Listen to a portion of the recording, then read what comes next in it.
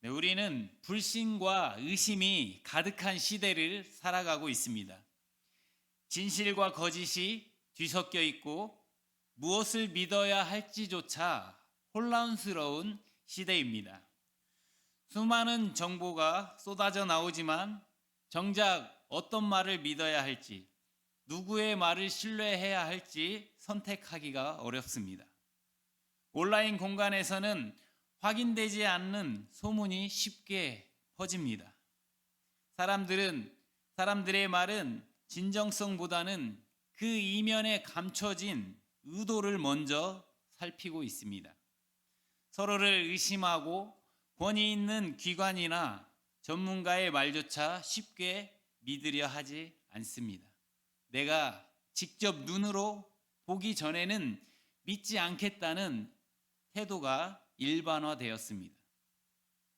심지어 눈에 보이는 현상마저도 진실이 아닐지 모른다는 그런 의구심을 가질 정도입니다. 서로에 대한 신뢰가 무너지고 진정성 있는 소통이 점점 어려워지는 시대입니다. 이러한 불신과 의심으로 가득 찬 시대를 살아가는 우리에게 오늘 말씀은 중요한 메시지를 주고 있습니다. 우리 다시 한번 5장 12절 말씀을 같이 한번 보겠습니다. 나의 형제 자매 여러분, 무엇보다도 맹세하지 마십시오. 하늘이나 땅이나 다른 어떤 것을 걸고서도요. 여러분은 예 할 일이면 예라고 말하고 아니요 할 일이면 아니요라고만 말하십시오. 그리하여 여러분이 심판에 떨어지지 않도록 하십시오. 아멘. 그리스도인들이 불신으로 가득한 세상에서 우리의 언어가 진실되고 정직해서 믿을만 하다는 목소리가 되는 것, 이것이 바로 야고보 사도가 우리에게 오늘 도전하고 있는 것입니다. 오늘 이 시간 불신과 의심이 가득한 세상 속에서 야고보의 말씀을 통해서 우리의 언어 생활을 돌아보고 하나님 앞에서 정직하고 신뢰할 수 있는 언어의 사람이 되기를 원합니다. 야고보는 오늘 무엇보다도라는 표현으로 말씀을 시작하고 있습니다. 이것은 모든 것에 앞서서 가장 우선적으로라는 의미를 가지고 있습니다.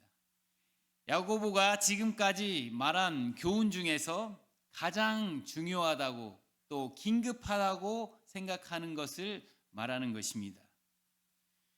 우리 지난 시간에 야고보가 고난 중에 있는 성도들에게 인내하라고 권했습니다. 11절에 보시면 보십시오, 우리는 견뎌낸 사람을 복 있다고 여깁니다. 이렇게 말하고 나서 갑자기 맹세에 대한 이야기를 하고 있습니다. 고난 중에 있는 사람들은 무엇을 합니까? 급하고 절박한 마음에 하나님께 무언가 약속하고 맹세를 합니다. 하나님, 내가 이것만 해결해 주시면 이렇게 살겠습니다. 하지만 야고보는 그 순간에 이런 충동적인 맹세가 위험하다고 말하고 있습니다. 야고보가 왜 이것을 무엇보다도 중요한 문제로 봤을까요? 야고보서 전체를 보면 답이 나옵니다. 야고보서 1장 26절에서 이렇게 말하고 있습니다. 누군가가 스스로 신앙이 좋다고 생각하면서 자기 혀에 재갈을 물리지 않고 자기 마음을 속인다면 이런 사람의 신앙은 쓸데없다. 이렇게 기록하고 있습니다. 그리고 3장에서는 이 말에 대해서, 혀에 대해서 한 장 전체를 사용하고 있습니다. 혀는 길들일 사람이 없고 말에 실수가 없다면 온전한 사람이라고 말하고 있습니다. 말의 문제는 단순한 도덕적 차원의 문제가 아닙니다. 우리가 어떤 말을 하느냐에는 우리의 마음의 상태를, 우리의 신앙의 수준을 그대로 드러내는 것입니다.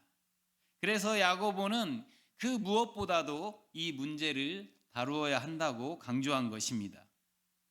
이어서 야고보는 하늘이나 땅이나 그 어떤 것으로 걸고서도 맹세하지 말라고 말합니다.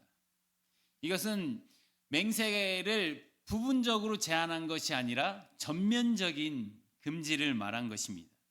맹세의 대상을 특정하지 않고 모든 종류의 맹세를 금하고 있는 것입니다. 하늘로 맹세하는 것은 하나님을 직접 증인으로 삼아서 맹세하는 것이고, 땅으로 맹세한다는 것은 하나님이 지으신 피조물을 걸고 맹세하는 행위를 의미합니다. 더 나아가서 다른 어떤 것을 걸고서라도 맹세하지 말라는 것은 어떤 대상이나 상황, 어떤 의도를 가지고서라도 맹세 행위 자체를 거부한다고 할 수 있습니다. 구약 시대에는 맹세를 금지했을까요? 구약 시대의 맹세는 일상생활의 일부였습니다. 법정에서 증언할 때도, 시장에서 거래할 때도, 또 개인 간의 약속에 이르기까지 맹세가 광범위하게 이루어졌습니다. 잘 아시는 것처럼 아브라함이 아비멜렉과 우물에 대한 계약을 맺을 때 맹세했습니다. 야곱과 라반이 헤어지면서 서로 해하지 않겠다 약속할 때도 맹세했습니다. 이삭이 아비멜렉과 평화 조약을 맺을 때도 맹세했습니다. 이처럼 맹세는 고대 근동 사회에서 약속의 신뢰성을 보장하는 중요한 사회적인 장치였습니다. 하나님도 맹세 자체를 금하지 않으셨습니다. 레위기 19장 12절 말씀 우리 한번 찾아보겠습니다. 레위기 19장 12절 말씀입니다. 구약 153쪽에 있습니다.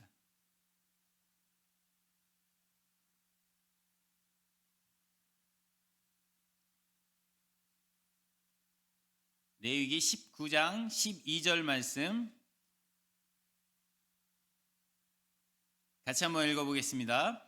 내 이름을 들먹이며 거짓으로 맹세하지 말고 너희 하나님의 이름을 더럽히지 말라고.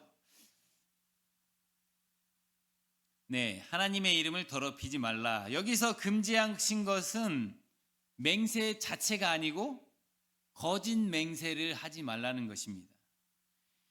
민수기 30장 2절 말씀도 한번 찾아보겠습니다.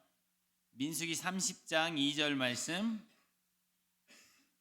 216쪽에 있습니다.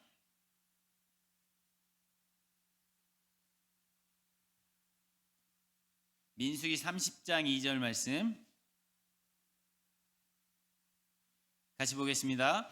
남자가 여호와에게 단단히 약속하거나 맹세하며 스스로 무엇을 하지 않기로 했다고 하자. 그러면 자기가 한 말을 어기지 말아야 한다. 자기 입에서 나온 말 그대로 해야 한다. 한 번 맺은 맹세는 반드시 지켜야 한다는 것을 말해주고 있습니다.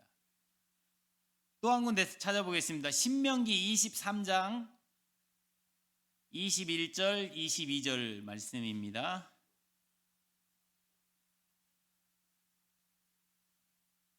신명기 23장 21절 22절 구약 260쪽이 있습니다. 21절 22절 신명기 23장 21절 22절 같이 보겠습니다. 여호와 그대의 하나님께 단단히 약속드렸으면 질질 끌지 말고 지키도록 하십시오. 약속한 대로 하라고 여호와 그대의 하나님이 그대에게 반드시 요구하실 것이니까요. 질질 끌면 그대에게 죄가 될 것입니다. 단단히 약속하지 않았다면 그대에게 죄가 되지 않을 것입니다. 아멘. 약속하지 않을 자유가 있습니다. 그런데 한번 약속을 했다면 반드시 지키라는 것입니다. 구약에서의 맹세는 단순한 약속이 아니었습니다. 이것은 하나님을 증인으로 세우는 행위였습니다. 하나님의 이름을 부르며 하는 맹세는 그 자체로 하나님과 언약이 되었습니다. 그래서 거짓 맹세는 십계명 제3계명에서 하나님의 이름을 망령되이 부르는 중대한 죄였습니다. 거짓 맹세가 구약에서 거짓 증언하는 자는 돌로 치는 형벌에 처해질 정도로 심각한 죄였습니다. 구약은 거짓 맹세를 하지 말고 한 맹세는 반드시 지키라고 하였다면 신약에서는 아예 맹세를 하지 말라고 말하고 있습니다. 시간이 흐르면서 맹세의 본래 의미가 잃어버렸습니다. 사람들은 맹세를 남용하고 심지어 맹세를 지키지 않으려고 교묘하게 빠져나갈 방법을 찾았습니다. 야고보는 이러한 맹세를 정면으로 거부하고 있습니다. 당시 유대인들이 맹세할 때 여러 단계를 거쳤습니다.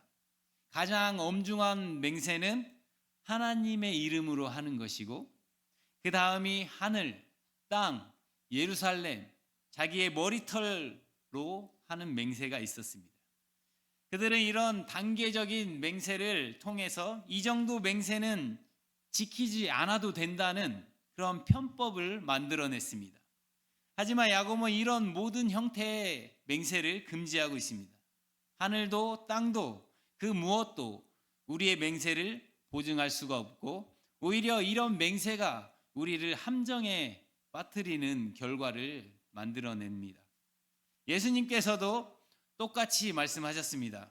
마태복음 5장 34절부터 37절 말씀에 보면 우리 한번 찾아보겠습니다. 마태복음 5장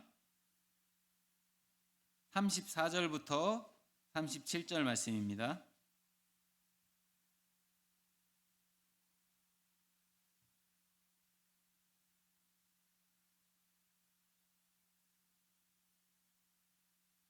마태복음 5장 34절부터 37절까지입니다. 우리 같이 보겠습니다. 그러나 나는 여러분에게 말합니다. 맹세를 전혀 하지 마세요. 하늘을 두고서도 하지 마세요. 하늘은 하나님의 임금 자리이기 때문입니다. 땅을 두고서도 하지 마세요. 땅은 하나님의 발받침대이기 때문입니다. 예루살렘을 걸고서도 하지 마세요. 예루살렘은 큰 임금의 도시이기 때문입니다. 그대의 머리를 걸고서도 맹세하지 마세요. 그대는 머리카락 하나도 희게나 검게 할 수 없기 때문입니다.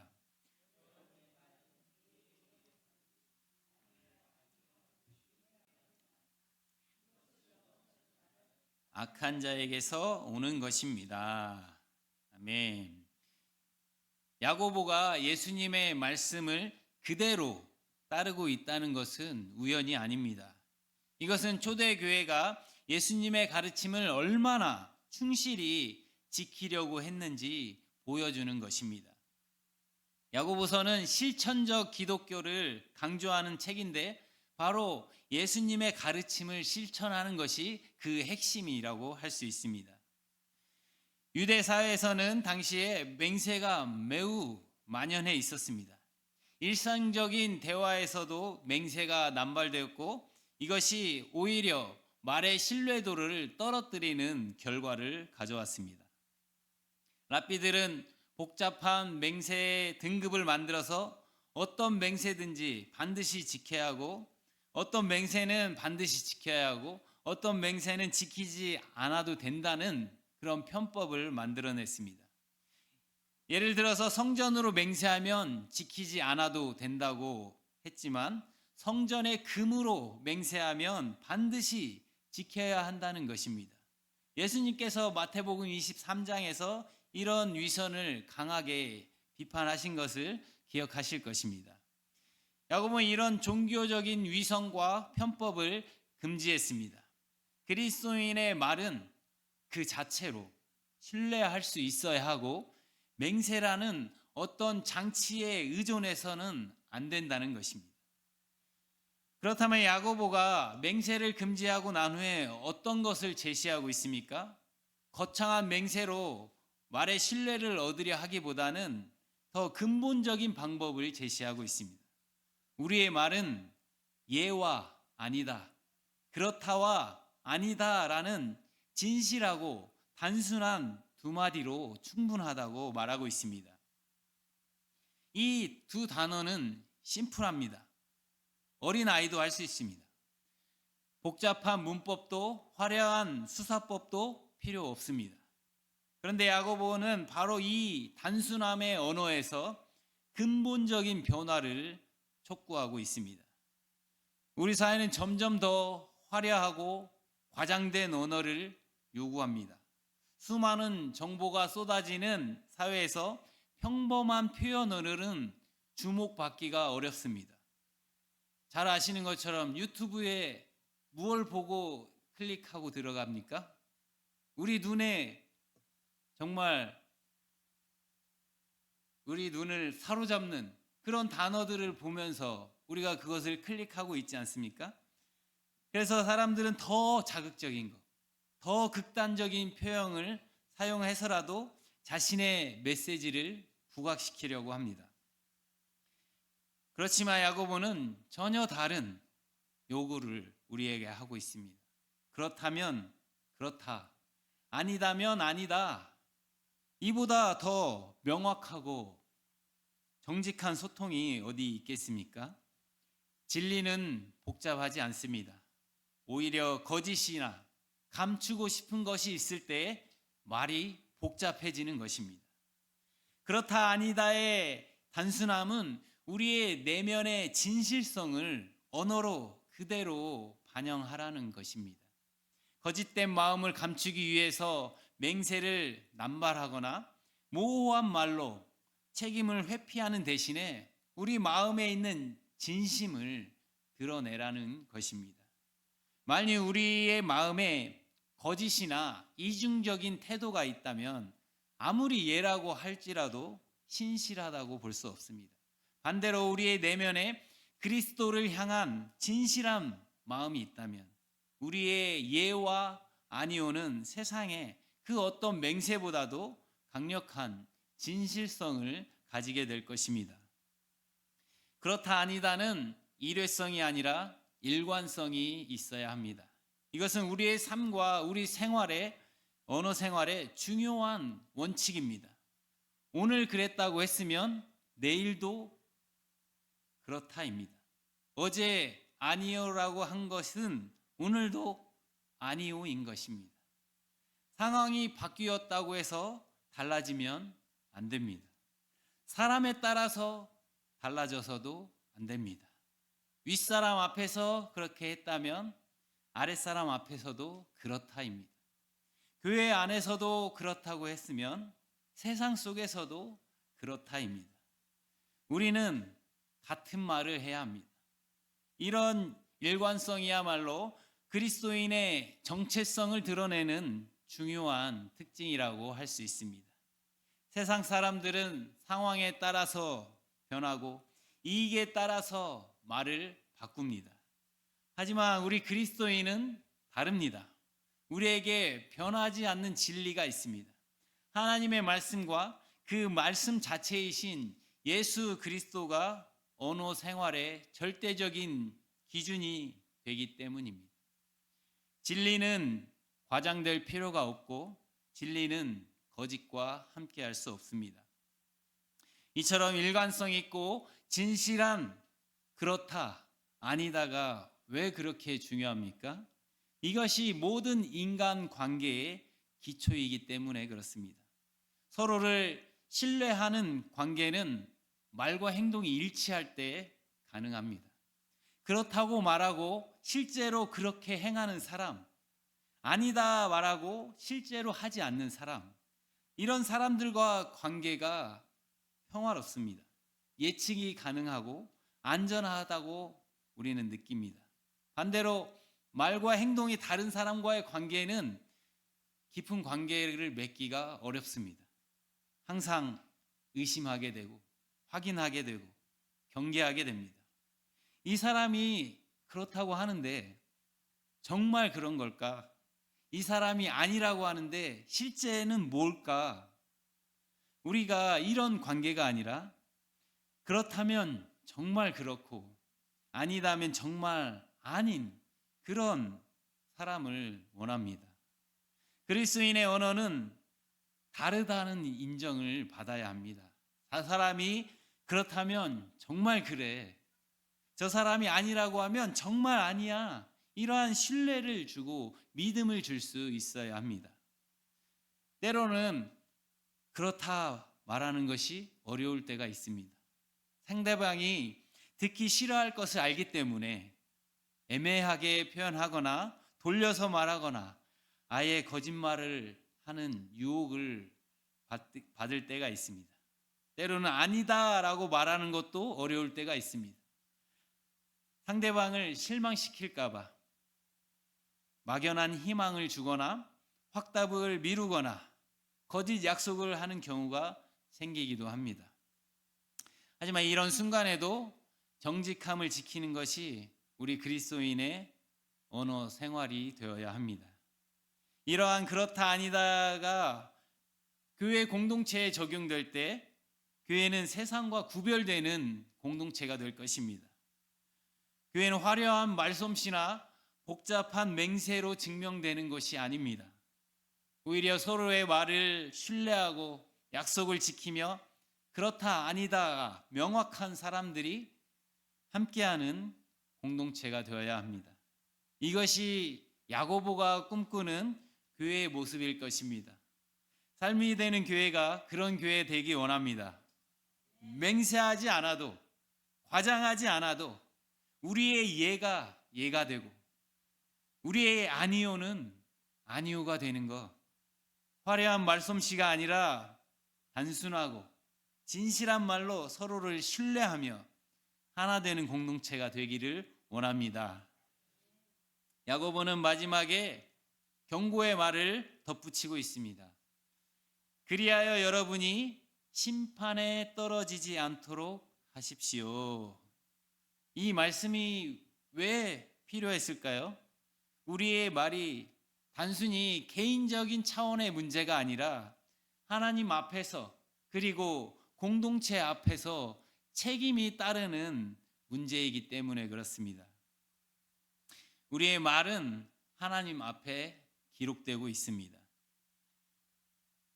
마태복음 12장 36절 37절 말씀에서 이렇게 기록하고 있습니다. 제가 읽겠습니다.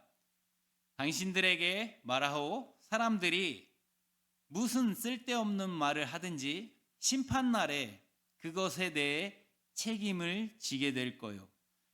당신이 한 말로 의롭다고 여겨지고 당신이 한 말로 죄에 있다고 판결받을 것이요. 우리는 이 말씀을 기억해야 합니다. 특히 거짓 맹세는 하나님의 이름을 망령되이 일컫는 것입니다. 앞에서도 말씀드렸지만 10계명 3계명을 어기는 것입니다. 하나님의 증인으로 세우고 거짓말하는 것이기 때문입니다. 우리도 마찬가지입니다. 우리가 하나님 믿는 사람으로서 크리스찬의 양심으로 이러한 표현을 사용할 때 우리는 하나님을 증인으로 세우는 것입니다. 그런데 그 말이 거짓이라면 얼마나 심각한 일이겠습니까? 거짓 맹세는 우리 자신을 병들게 합니다. 한번 거짓말을 하면 그것을 덮기 위해서 더 많은 거짓말이 필요합니다.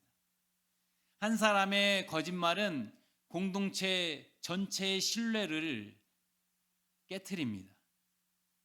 크리스천이라면서 예수님을 믿는다면서 교회에 다닌다면서 이런 말을 들을 때 그것은 개인의 문제로 끝나지 않습니다. 교회 전체, 더 나아가서 기독교 전체에 대한 불신을 만드는 것입니다. 또한 공동체 안에서 서로를 의심하게 되고 확인하게 되고 경계하게 됩니다.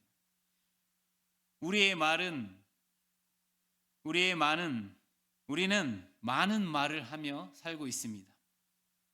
그리스도인의 말은 달라야 합니다. 과장하지 않고, 확인되지 않은 정보는 공유하지 않고, 다른 사람에게 상처 주는 말은 하지 않아야 합니다. 말하기 전에 정말 이 말이 사실인가? 이 약속을 정말 지킬 수 있을까? 이 말이 상대방에게 도움이 될 수 있을까 생각해야 합니다. 실수했을 때 빨리 인정하고 사과해야 합니다. 완벽한 사람은 없습니다. 중요한 것은 실수를 덮으려고 하지 말고 솔직히 인정하는 것입니다. 이렇게 할 때 우리는 야고보가 말하는 심판을 면하는 삶을 살 수 있을 것입니다. 우리의 정체성은 어떻게 드러납니까? 외모로, 옷차림으로, 가지고 있는 물건들로? 물론 이런 것들도 어느 정도 역할을 합니다. 하지만 가장 확실하게 우리의 정체성을 드러내는 것은 언어입니다. 사람들은 우리가 어떤 말을 하는지를 보고 우리가 어떤 사람인지를 판단합니다.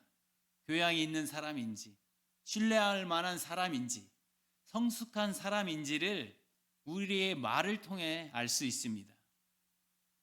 그리스도인으로서의 정체성도 마찬가지입니다. 사람들은 우리가 주일에 성경책 들고 교회에 가는 것보다 우리가 어떤 말을 하는지에 관심이 있습니다. 그리스도인은 모든 말에 진정성과 무게를 담아야 합니다. 맹세에 의존하는 대신에 우리 내면에서 우러나오는 진실함만으로도 충분히 신뢰받는 삶을 살아야 합니다. 이것이 그리스도인의 정체성입니다. 복잡하고 화려한 말이 아니라 단순하고 진실한 말로 살아가는 사람들, 맹세하지 않아도 믿을 수 있는 사람들,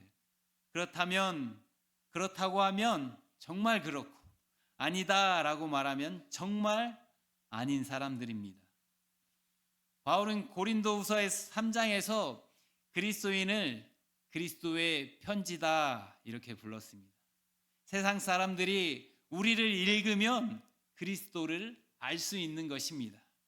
우리의 언어가 그 편지의 내용이 되어야 하는 것입니다. 과장하지 않고 약속을 지키고 정직하게 말하는 입술로 우리가 복음을 전할 때 복음의 능력이 나타날 것입니다. 사람들은 우리가 얼마나 성경을 많이 아는지에 관심이 없습니다. 하지만 우리가 정말로 믿을 만한 사람인지, 신뢰할 수 있는 사람인지에 매우 관심이 많습니다. 상대방을 속이지 않고 헷갈리지 않게 하고 명확하게, 진실하게 소통하는 것, 이것이 우리의 언어가 되어야 할 것입니다. 한 주간 맹세하고 싶은 충동이 일어날 때, 과장하고 싶은 유혹이 있을 때, 애매하게 말하고 싶은 순간이 있을 때 오늘 야고보의 말씀을 기억하기 바랍니다. 여러분은 예 할 일이면 예라고 말하고 아니요 할 일이면 아니요라고만 말하십시오. 그리하여 여러분이 심판에 떨어지지 않도록 하십시오. 우리 이 말씀을 기억하면서 함께 기도하면 좋겠습니다.